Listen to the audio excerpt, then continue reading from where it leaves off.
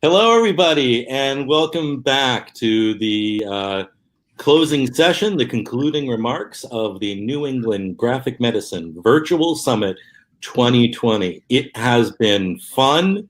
It's been informative. I'm joined by Sarah Levin-Lederer, Matthew Noe, Alice Jaggers, and Shadow, the cat.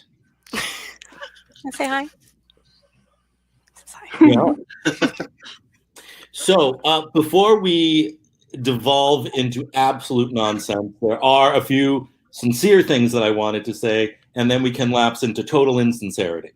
And I also wanted to give my friends and colleagues here a chance to speak as well. So if you'll forgive me, I'll be serious for just a minute. In the keynote speech, Brian Fees quoted Larry Gonick, suggesting comics work like the mind works.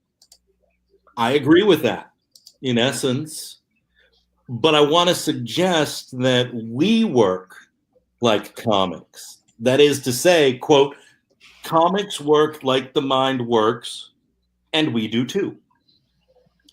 It should not be surprising in any way that I think a lot about comics. If you're watching this, you likely do too. Odds are that you do not need me to tell you that comics itself is a tricky term, even before we link it to things like narrative theory, religious studies, or graphic medicine. Comics has no one set definition.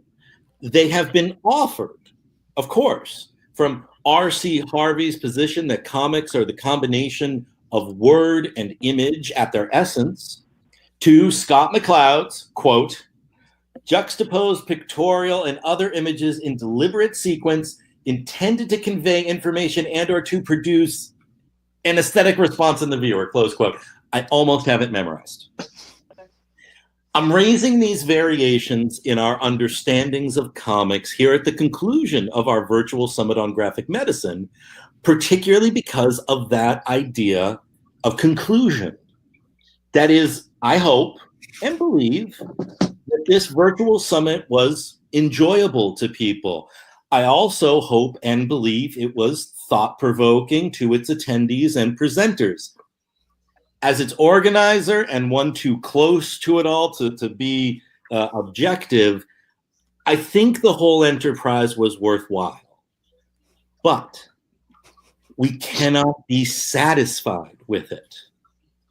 Both Harvey and McCloud's definitions suggest in their own ways that comics must always be open-ended.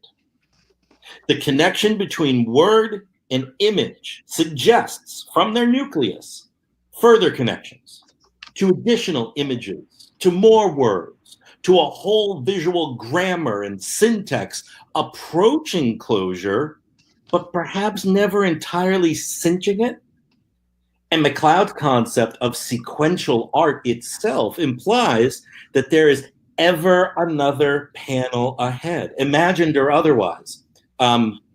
As an aside, I've long felt that the single cartoon panel of like a Far Side fits McCloud as well as Harvey, usually with the true humor or punchline taking place in the imagined next panel or the unseen setup panel that occupies the reader's minds. But okay, that's a subject for another day. We cannot be satisfied with this event because it's not over.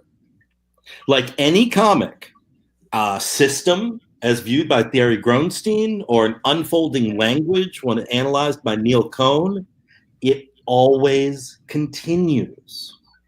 Whether it's a serial superhero with their never-ending battle or a supposedly standalone work having an afterlife, an influence, and a growing discussion in its wake, the end of our sessions this weekend do not actually bring us to a conclusion, only a new and maybe clearer set of challenges. How could we improve? First of all, Greater inclusivity. NEGM may have had a reasonable gender parity, age span, and LGBTQ representation. Okay, good. But it has been stunningly Caucasian, present company included. Moreover, it has been attended by those who could, not necessarily those who need or want. We cannot grow complacent or congratulatory in graphic medicine's diversity, while still too many, to quote Kathy Leamy, are not here in the room with us.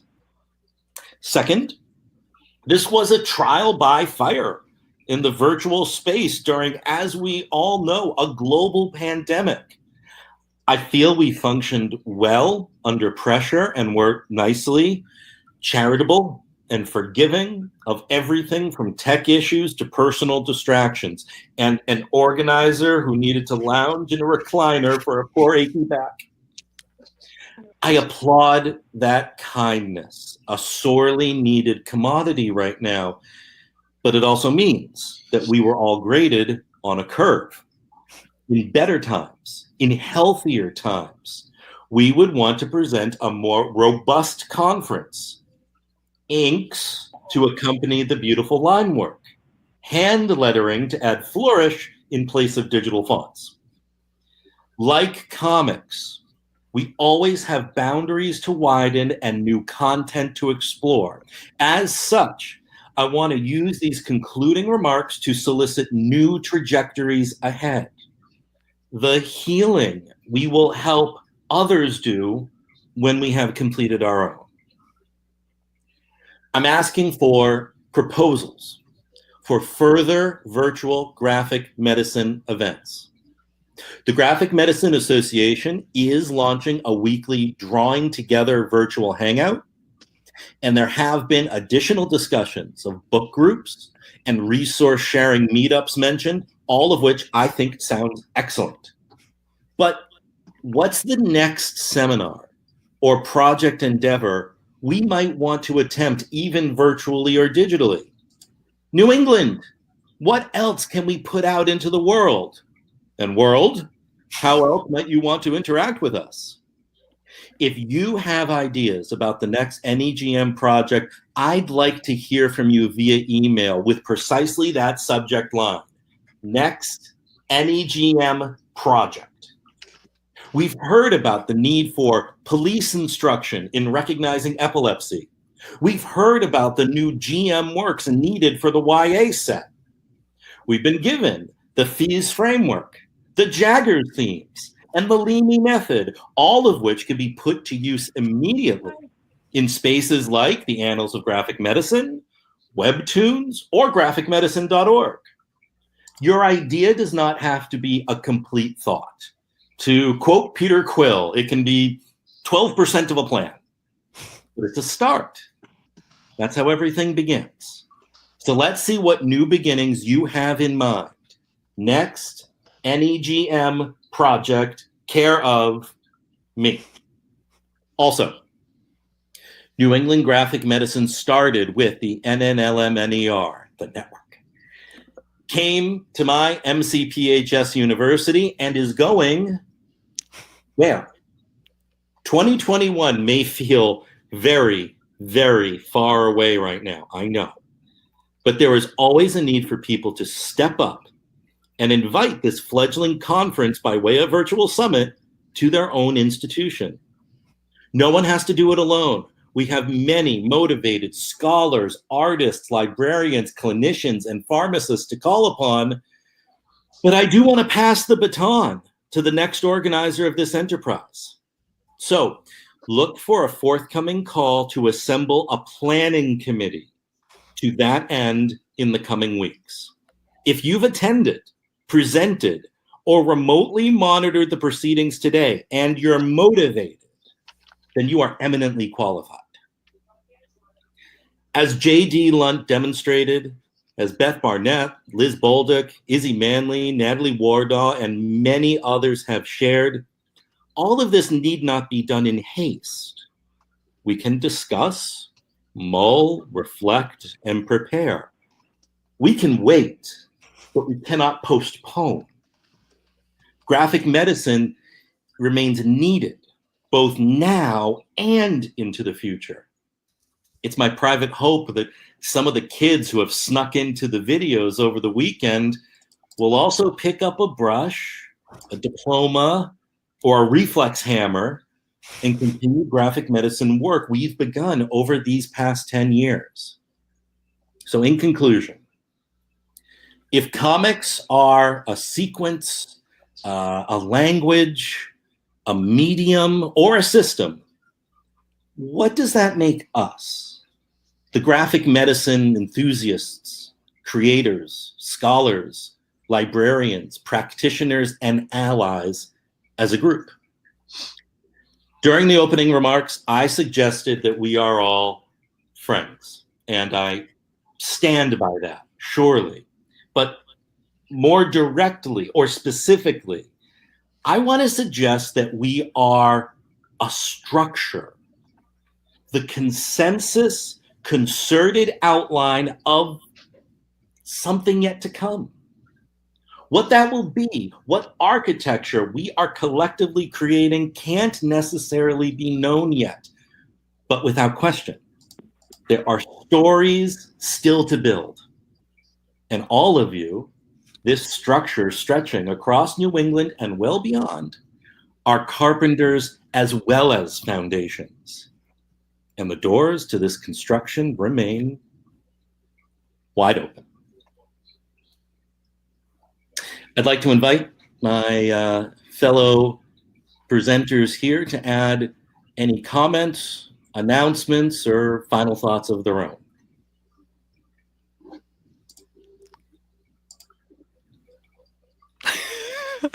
Who's going first?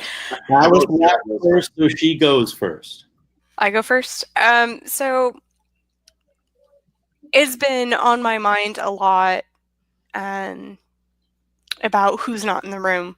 And Kathy Leamy was talking about that and it really made me think because for those of you that have not known, I have undergone IVF treatments, and I actually had a very traumatic surgery in which I had a ruptured ectopic pregnancy. And so I've been working for a very long time with my husband, Richard, to create a graphic memoir about my experiences with fertility issues, with surgery and the aftermath, and with the IVF process. And I had never really thought about including the staff. And Kathy Leamy really made me think about that too, because in previous places, there was such high turnover that it was always something different, and they really were just kind of, okay, go on back. But especially now with the clinic I'm at, or was at before social distancing, that they know me, and they know a lot about me and a lot there, and they deserve to be seen. And I mean, it won't be that particular person because privacy, but it really made me question things. And previously, when Whit Taylor spoke in Vermont and the Vermont, New Hampshire, it really does question who isn't here. And in Brighton, that was my comic. In fact, that was the picture of Shadow. Shadow showed up then too, where he was breaking the bounds of his little kit bed. And it's like, we need to break through the bounds of who we are as a circle and reach out.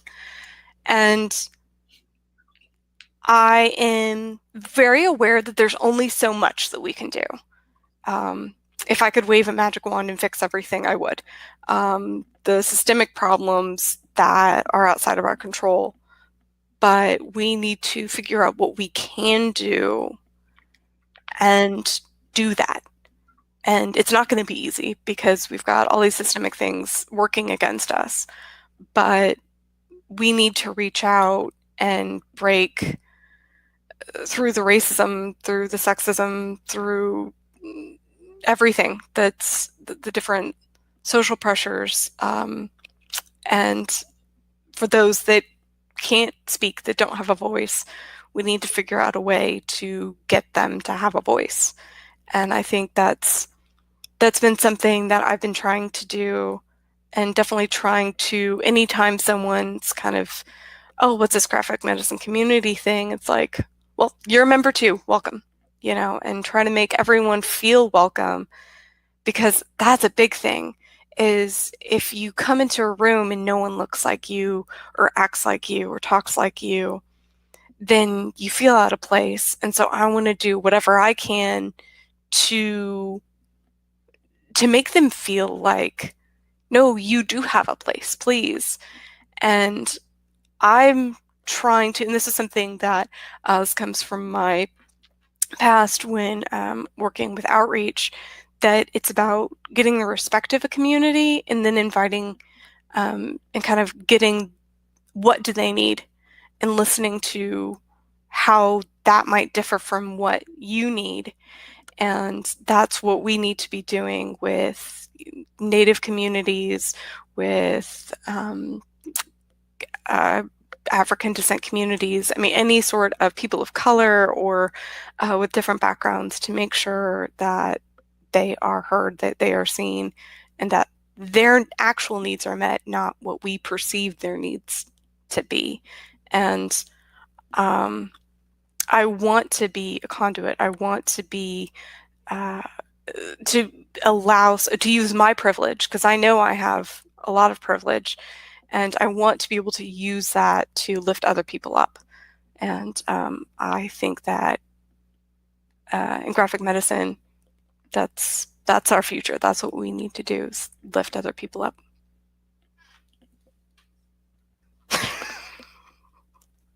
Sorry if that got heavy. No, this is heavy is okay here. It's a safe space. Certainly. I do want to ask if Sarah or Matthew wanted to share any comments. And then after that, we're going to open it wide. We're going to do an experiment to see how many other people we can actually get on camera. The idea of giving voice to others, we're going to try to demonstrate it. But Sarah, would you like to say a few words? Sure. So a couple of people commented on my shirt in the chat at the beginning, and so we'll show the shirt, which is a quote from Shuri in the Black Panther movie.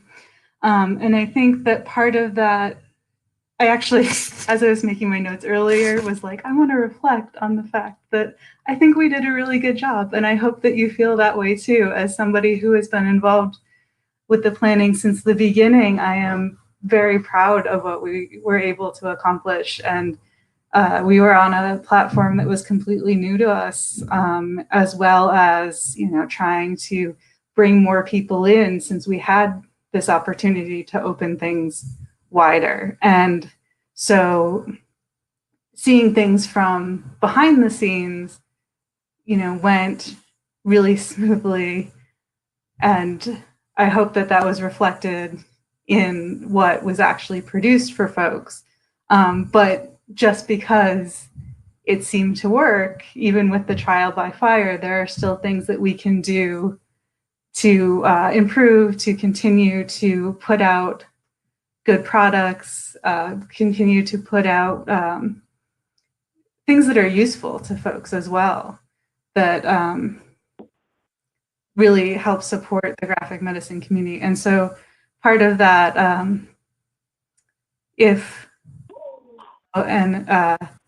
National Network of Libraries of Medicine, New England folks will permit me to speak for all of us for a second, I think that we should be very proud that we were involved in this and that we had the opportunity to support this event, as well as what we do to support the wider graphic medicine community. And I am going to take a minute to sort of plug some of the things that we do, because I hope that folks will take take the opportunity to use the resources that we have, and then to also help us build those so that they definitely, again, fill a need, fill a niche. Yay! I love these pop-ups. These offers are amazing.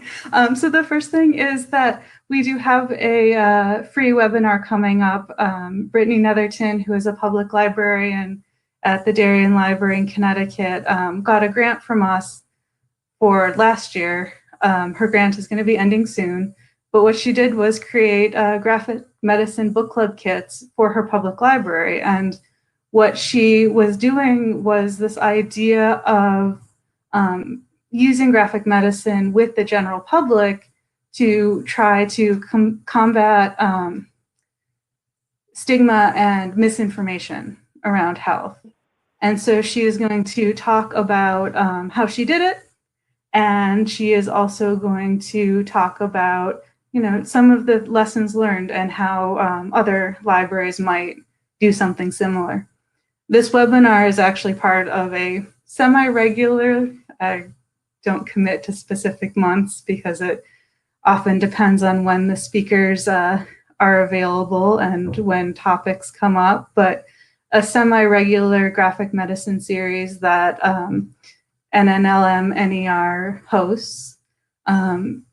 And so, part of it, of what we do is a little bit more basic. It's what Alice was saying about here's graphic medicine, you can be a part of it too, some of that background of what is graphic medicine. We do graphic medicine book club kits, which Matthew Noe actually started when he was with our office, and they're still running. Unfortunately, they cannot run until we are back into our space once the work from home, but I am always happy to discuss what we put in there, share our discussion guides, any of those things. If you want to try out graphic medicine or try out graphic medicine with folks who maybe are like, oh, I don't get it, these book club kits are a program in a box that can be easily shared and sort of a proof of what graphic medicine can be. So just checking my notes to make sure I don't forget any of the things I wanted to say. So mostly, just again, thank you for attending and looking forward to seeing people online and in person when we are able, and, hoping that we can continue to fill a niche and work with folks in finding a way that our office can help support the New England graphic medicine community as well as the graphic medicine community as a whole. If I can just address one question that came up in the chat, and it may not have been intended this way, Alice. You were asking, how is it going convincing other regions to join you? I would just like to very briefly call out, is Jamie here? Jamie Stanfield? Jamie Stanfield, who I see, is trying to create a southern, a south or southwest, correct me if I'm wrong, Jamie, graphic medicine group to do something based there. So don't feel that just because today's was based in New England, that we're laying claim to anything like that. There's interest everywhere. So I just wanted to make fair note of that as well. Well, there's context behind there too. With okay, I figured it out. Different regions, because it's the New England region, and so the National Network of Libraries of Medicine, NNLM has, it's just a lot easier. NNLM has a lot of different regions. I reside in the South Central region. Jamie would be in the Southeastern, and Southeastern Atlantic region. And I know that the South Central region was doing some stuff, partly because of me. Of course, their director just left and they've had a new director, but I was just wondering if, because I know that NNLM, the national office, is trying to kind of get everyone together working on things. So have you managed to convince any of the other NNLM regions to do some more things? We still have the ability to do some fun things that are just ours. And I know that, actually Matthew put in the chat that there are some graphic medicine titles in the All of Us Book Club kit programming. Can't remember his name now. One of the person who does the summer reading with the public libraries has included some graphic medicine things. And I know that individually there are folks at other regions who have an interest or are fairly well versed. I know that at least 2 folks from other regions have been here. I won't call them out by name, but I did see them. And so although they may not have specific graphic medicine initiatives, you know, if there's a project, like I mentioned that Brittany is doing this webinar for us as sort of a wrap up of her funded project, even though they don't have special initiatives around graphic medicine, they, you know, might be interested in funding projects, things like that. Maybe this is a good segue over to Matthew, who is, at least in terms of the people on camera currently, not necessarily everyone here, is the most direct representative of the international or the Graphic Medicine Association at large. Matthew, not to put you on the spot, but would you like to say anything to that end? Is my mic unmuted now? Yeah. Sorry, I was trying to use the Zoom hotkeys and they don't work in this platform. Right. You can tell I've been on Zoom too much the past. You've been Zoomified. Like my brain is becoming melted from Zoom. Yeah, so I mean, as Dave kindly plugged at the opening ceremony, what did you call it? Opening remarks. Because we decided to, out of an abundance of caution, cancel the Toronto 2020 conference, have been thinking a lot about how to keep connected with the community and keep us all together and bring people together. And so one part of that is, nope, that's the same link from before. Is, as Dave announced, this Drawing Together initiative that we are launching. MK got this post up on the website just last night or this morning. And that details how you can, you know, sign up. Basically, we don't want to share the Zoom link everywhere because it can... There have been reports of trolls in the dungeon, basically. And so basically we're asking you if you want to join us for one of these sessions, for part of it, for none of it, to just be together on a call and drawing and, you know, connecting with another person outside of your home. I think it asks you to email MK and she'll provide you the link right before we start. So that's a big thing that we're doing right now. We are always happy to receive, you know, requests for book reviews. We want to highlight as many people in the community as we can on graphicmedicine.org. If you follow the site, you might have seen these spotlight posts. So if you're a creator or a scholar or anyone doing work in graphic medicine and you want to tell the broader community about it, reach out to us. They're usually 300, 500 word blog posts that you just write up and send images along with. We do minor copy editing and then post it up as a great way to stay connected. And then if you can handle social media, that's basically where I live. Twitter, Instagram, Facebook, there's graphic medicine posts galore. As many of you know, I'm supposed to be doing these This Week in Graphic Medicine posts that have been kind of on hiatus for months, and it got to the point where there were so many amazing things happening that it was taking 5 hours, 6 hours a week to get it all together. And it just became it was untenable anymore. I'm hoping to eventually have the freedom to do that again. Hold on. This is Belle. Hi, Belle. She heard happy voices and came running. Okay, I'm going to put this back up. Sorry, I have an old webcam. It requires a lot of physical moving. All right. So yeah, we're all about, making connections and bringing people together. And if you have an idea and you're just not sure where to go with it, we're happy to be a sounding board too. MK Serwick, Ian Williams, Alice Jaggers, and we monitor the graphic medicine website. There's a contact form on there that we all get an email through.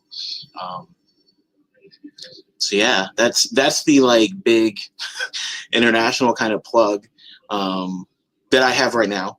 There's always more to come. Fair enough. The thing I was going to say was basically to just end on this note that, if you know me very well, I'm big on Mr. Rogers, Fred Rogers, the kindness and neighborliness things. It's like my goal is to always, be the person Mr. Rogers knew you could be. Is kind of like a standby motto for me. Like, be kind, be the person that people can come to. I think that's what we all kind of need right now more than ever. So I hope everyone takes that to heart. I'm done. You're never done. Didn't you hear what I said? We're never done. Everything eventually ends, Dave. Nothing ever ends, Adrian. Sorry. That reminded me of one last thing. MCPHS University, we had hoped at the physical conference to announce that we will have an online graphic medicine certificate program available starting this fall. It likely still will be available starting this fall, but it has not been finalized. Other priorities have come up. But there are exciting things ahead there as well in the study of graphic medicine. And as I'm sure you heard from the people who hail from the Center of Cartoon Studies, graphic medicine is obviously a topic that the skilled artists and illustrators there are tackling, and it's a fantastic institution as well. There you go. Yeah, Sarah. Hi. So there was a question in the Q&A from Kathy Coyne. Has anyone linked graphic medicine with street medicine? And I wanted to put a plug in for Seattle King County. That Meredith Lee Vollmer, who is super busy right now, unfortunately, is their risk communicator, but she's also very big in public health comics. And one of the comics that she's been doing regularly is, make sure I get what you call it, comics from the Seattle King County Clinic. Yeah. And it's geared more towards the general public as a way to sort of fight stigma against people who are using free clinics. But that question made me think of that and wanted to put in a plug for that. Also put in a plug for the fact that she did a great webinar for us on graphic public health back in August, and the YouTube video is available for that. Other things that'll be available shortly after the conference concludes, we will be releasing the amazing graphic sketch notes, the graphic note-taking from Sandy Bartholomew, probably in the days following this conference. The videos will be made available initially here on Big Marker. So if you are an attendee right now, you will be able to see them. They will have a more permanent home thereafter, and announcements will go out to that end. I want to try my experiment now because it could crash the whole damn site, but I want to try it just the same. We think we have a 9-camera limit. So what might happen is when I shut down myself and Sarah and Alice and Matthew and open up all the cams and mics, and it will check with your system first whether you want to be seen or not. I can't force you. But if you do want to attempt to be seen and heard and say hi to each other and express whatnot, I think it'll let 9 people at a time do it. So if we don't see you after this, thank you for joining us. But let's give it a try. Yes, so one of the things that we learned about Big Marker is that just because Dave lets you turn the camera on, you have to turn your own camera on, because thanks to Big Marker, we don't have the power to turn your camera on. Thank you. That's what I was trying to say. Thank you if I didn't communicate that well. So if you don't want to be seen on camera, Dave can't force you to do that. So. That's right. That's right. But I'm going to press this one button I've wanted to press the entire conference. I'm going to do it now. I'm going to say goodbye to my fellow presenters and co-hosts and supporters. Thank you. Thank you all. Goodbye. Goodbye. Hello. Goodbye. Say goodbye to Matthew. Say goodbye to Sarah. Goodbye. And I'm going to say goodbye, and then we're going to see what happens. Everyone excited? Here we go.